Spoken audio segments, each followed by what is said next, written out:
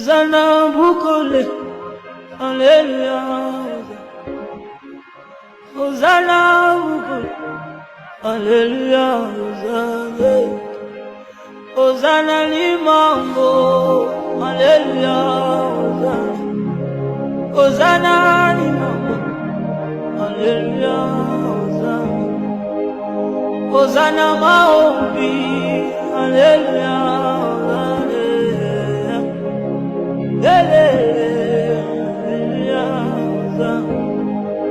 Navanda kina ngae asabi meli ngayo talo dina ngae dambasali na yo.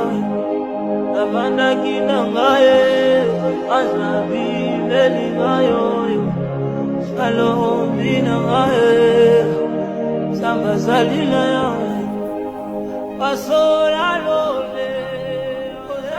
Ibibaf marin ten sufaran. Zaho hitanana ko fan mat fanapun janahar. Zaho apostol tatanjaze fan mato hinankiu. Nung nampela vo fa itferesin janahar yo nampuli. Ampela misrat ni tanjema. Kemis tenanjeman sa vakiu. Tinamar no kulit. Bentek pastera.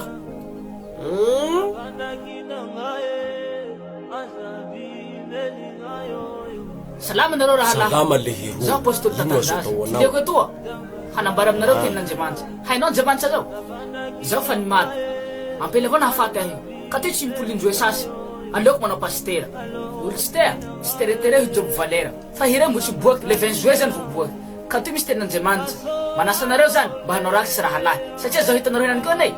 Mat ni fuha. De turuten mo si bet la tswe arahiraki. Kasi mapanino zao lihiru na arahiraki chi. Satria nile tenanjeman sa suwa. Barang ko ngandiyo zay dia na itsano mihitsy. Tahulbura azo ko. So kwan me ko sa manginay tenanjeman sa zao.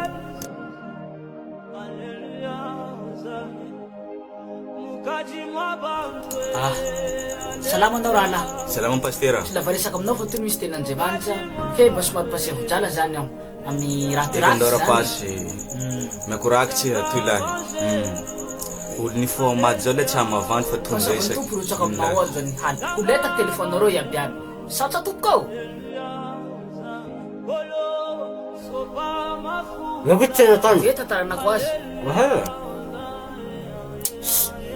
Siya tete na kasi ko tinadala ya sa pastena ko. Tracks na sa pastena puspa tantara na kurache. Kana ba janji? Awis sa hiram funa. Hey, tara no sa tumbasay. Fuk talo narari. Job Valera himpul monjay ko sa fan season solo. Hira job Valera mo tin naptan na pitsok tale ko. Zali ni matin ko. So fan danahar ng pula hetui. Le 20 juezo hiram mi buat. Le ben so sanga sa matsmati. Mara din